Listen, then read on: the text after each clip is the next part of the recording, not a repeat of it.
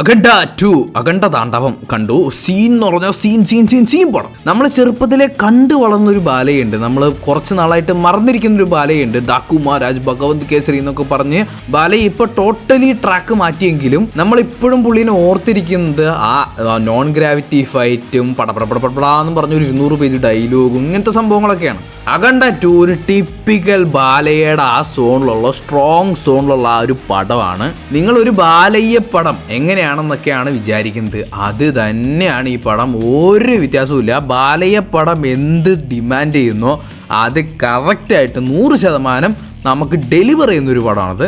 നിങ്ങൾക്ക് എല്ലാവർക്കും അറിയുന്ന പോലെ അഖണ്ഡ കണ്ടതിന് ശേഷമേ ഈ പടം കാണാൻ പറ്റുള്ളൂ. 2021 ഇറങ്ങിയ ബാലയ്യയുടെ അഖണ്ഡ എന്ന് പറയുന്ന പടം നമ്മുടെ ഇവിടെ വരെ ഒരുപാട് അപ്രീസിയേഷൻ കിട്ടിയിട്ടുള്ള ഒരു പടമാണ്. പ്രത്യേകിച്ച് അതിലെ സിനിമാറ്റോഗ്രഫി, DOP അങ്ങനത്തെ കുറേ കാര്യങ്ങൾക്കൊക്കെയാണ് ഇവിടെ പോസിറ്റീവ് വന്നത്. പോരാത്തതിന് ബാലയ്യയുടെ ആ ഒരു അഖണ്ഡ എന്ന് പറയുന്ന ക്യാരക്ടറായിട്ടുള്ള ഒരു താണ്ഡവം, അതായിരുന്നു ആ പടം. പിന്നെ ആ പടത്തിൽ തമന്റെ മ്യൂസിക്കിനെ പറ്റി പറയാൻ ഞാൻ മറന്നു. ഈ തമന്റെ മ്യൂസിക് എന്നൊക്കെ പറഞ്ഞാൽ ഹെൽത്ത് ഡ്രിങ്ക് കുടിച്ചിട്ട് കയറി വന്ന് അങ്ങോട്ട് പടപടപടാന്ന് പറഞ്ഞ് പെരുപ്പിച്ചങ്ങ് വെച്ചേക്കാണ്. ബാലയ്യനെ കൈ കിട്ടിയാൽ പൊതുവേ തമൻ അങ്ങനെ കറക്റ്റ് കിഡിലൻ സ്കോറാണ് ചെയ്തു വെക്കുക. കാരണം എന്താണെന്ന് വെച്ചാൽ പുള്ളി ബാലയ്യയുടെ ഫാനാണ്. നന്ദമൂരി തമൻ എന്നാണ് പുള്ളി വരെ, ബാലയ്യ വരെ പുള്ളിനെ വിളിക്കുന്നത്. നന്ദമൂരി എന്താണെന്ന് അറിയാത്തവർക്ക് ബാലയ്യയുടെ കുടുംബ പേരാണത്. ഇങ്ങേര് ബാലയ്യക്ക് തന്നെ ഡാക്കു മഹാരാജിൽ കൊടുത്ത സ്കോർ എന്താണെന്ന് നമുക്ക് എല്ലാവർക്കും അറിയാം. നമ്മൾ തന്നെ ആ പടം അത്രയും സെലിബ്രേറ്റ് ചെയ്തിട്ടുണ്ട്.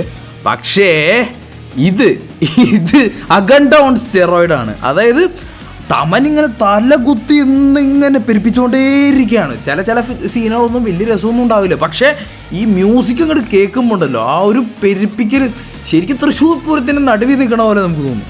അങ്ങനെ അഖണ്ഡയുടെ സീക്വലായിട്ടുള്ള ആ ഒരു കഥയുടെ ഒരു തുടർച്ച തന്നെയാണ് നമ്മുടെ ബജ്രംഗി ഭായ്ജാനിൽ മുന്നിയായിട്ട് അഭിനയിച്ച പുള്ളിക്കാരി. ആ ചെറിയ കൊച്ചി ഇപ്പോൾ വളർന്ന് വലുതായി, അത്യാവശ്യം നല്ല പ്രായമുണ്ട്. പുള്ളിക്കാരിയും ഇതിലൊരു ക്യാരക്ടറൊക്കെ ചെയ്യുന്നുണ്ട്.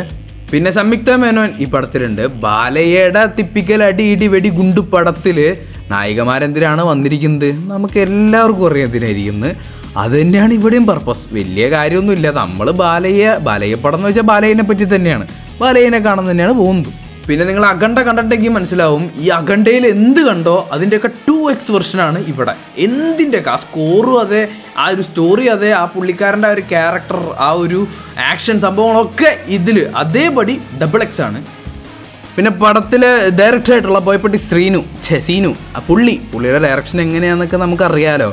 പുള്ളിയുടെ സറൈനോട് യോദ്ധാവൊക്കെ നമുക്ക് നമ്മുടെ മലയാളികളുടെ ഇടയിൽ അത്യാവശ്യം സെലിബ്രേറ്റ് ചെയ്ത പടമാണ്. Over the top action, over the ടോപ്പിന് വേറൊരു ഓവർ ദ ടോപ്പ് ഉണ്ടെങ്കിൽ ആ ആക്ഷൻ പുള്ളി കാണിച്ചു തരും. പുള്ളി എങ്ങനെയാണ് സംഭവം കാര്യങ്ങളെന്നൊക്കെ പറഞ്ഞു തരും.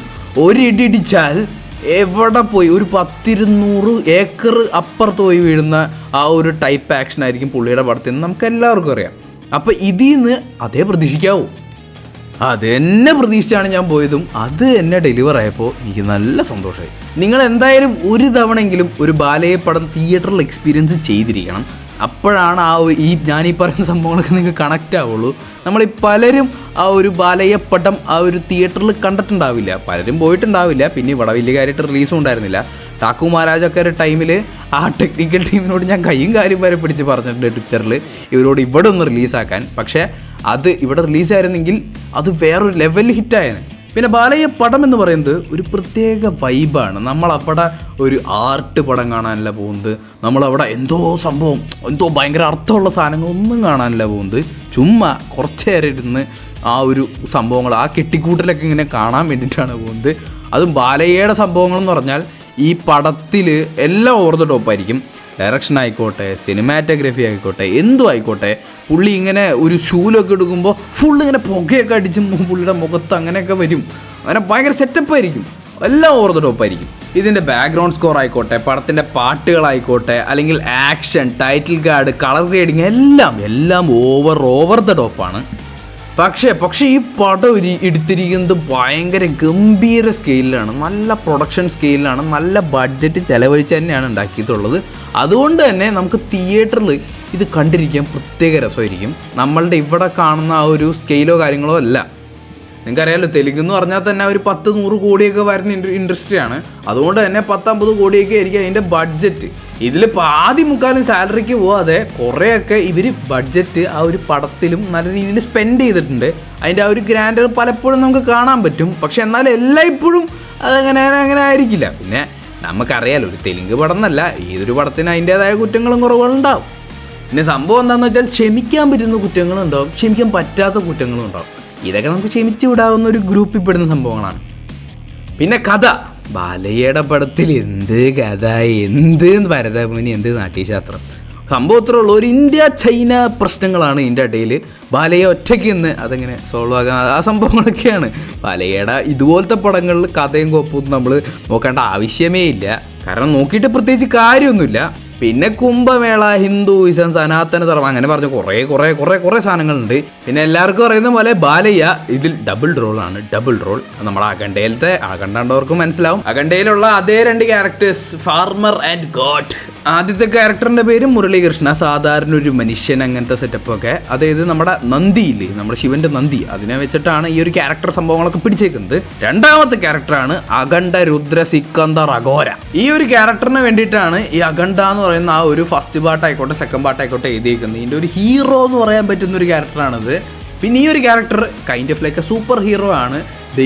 ദൈവം വന്ന് അനുഗ്രഹിച്ച വലിയ സംഭവങ്ങൾ, വലിയ മാജിക് പവറൊക്കെ ഉള്ള ഒരു സന്യാസി, അങ്ങനെയാണ്. അപ്പോൾ കുറച്ചുകൂടി ലോജിക്കലായല്ലോ. മാജിക്കൽ പവർ ഉണ്ട്, സൂപ്പർ ഹീറോ ആണ്. അപ്പോൾ എന്ത് വേണമെങ്കിലും ചെയ്യാമല്ലോ. പുള്ളി മറ്റേ ഷൂല് കൊടുത്ത് മറ്റേ മെഷീൻ കണ്ണൊക്കെ വെച്ചിട്ട് പടപടപടപടാന്ന് പറഞ്ഞ് വെട്ടിവെച്ചൊക്കെ കിട്ടുന്നുണ്ട്.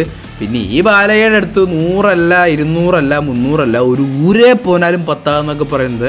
അതുപോലെ അത്ര ആൾക്കാരെ വേണമെങ്കിലും പുള്ളി അടിച്ചിടും. അത്രയും സെറ്റപ്പായിട്ടാണ് പുള്ളി ഇതിലത്തെ ആക്ഷനും കാര്യങ്ങളൊക്കെ ചെയ്തിരിക്കുന്നത്. പിന്നെ ഏറ്റവും എടുത്ത് പറയേണ്ടത് ഈ 60s പുള്ളി നല്ല എഫേർട്ട് എടുത്ത് ഡാൻസ് കളിക്കുന്നുണ്ട്. ഇതിൽ ജയ്ബാലയൻ്റെ മറ്റേ പാട്ട് തന്നെ ഇതിലും ഉണ്ട്. ചെറിയൊരു സ്പീഡിൽ, അത്യാവശ്യം നല്ല സ്പീഡിൽ പുള്ളി ഇതിൽ നല്ല എഫേർട്ട് എടുത്ത് ഡാൻസ് കളിക്കുന്നുണ്ട്. നമ്മുടെ ഇവിടെ മമ്മൂക്കയാണെങ്കിലും രജനീകാന്ത് ആണെങ്കിലും പതുക്കെ ആ പരിപാടിയൊക്കെ നിർത്തി. എന്നിട്ടും ആ ഒരു പുള്ളിക്ക് പറ്റൂല എന്ന് കണ്ടാൽ മനസ്സിലാവും. പക്ഷെ എന്നാലും നല്ലൊരു എഫേർട്ട് എടുത്തിട്ട് നല്ല സ്പീഡിൽ സ്റ്റെപ്സൊക്കെ കളിച്ച് അത് ശരിക്കും നമ്മൾ അപ്രീഷിയേറ്റ് ചെയ്യേണ്ട ഒരു കാര്യമാണ്. പിന്നെ ഒരിക്കലും ഒരു സീരിയസ് മൈൻഡോടുകൂടി കാണേണ്ട പടമേ അല്ല ഇത്. നിങ്ങൾ മാക്സിമം ലോജിക് അങ്ങനത്തെ സംഭവങ്ങളൊക്കെ നിങ്ങൾ തിയേറ്ററിൻ്റെ സ്ക്രീനിലെ വാതിൽ തുറക്കുന്നവരെ വേണമെങ്കിൽ വെച്ചോ. ഒരിക്കൽ ആ സ്ക്രീനിൻ്റെ അകത്ത് കാല് വെച്ചാൽ പിന്നെ ആ സംഭവം നോക്കരുത്. ആ ഒരു മൈൻഡോടുകൂടി, ഞാനിങ്ങനെ പോയ ഒരു മൈൻഡോടുകൂടി നിങ്ങൾ ആ ഒരു പടം ഇരുന്ന് കണ്ടാൽ വേറെ ലെവലായിരിക്കും ഈ പടം. നിങ്ങൾക്ക് ഭയങ്കരമായിട്ട് ഇഷ്ടപ്പെടും. ജസ്റ്റ് നമ്മൾ പണ്ടൊക്കെ ഞായറാഴ്ച ചുമ്മാ ഏതാ പടം ആരുടെ പടം എന്നൊന്നും നോക്കാണ്ട് ചുമ്മാ ഇരുന്ന് കാണില്ലേ നമ്മൾ വിലയൊക്കെ കഴിച്ചുകൊണ്ട്.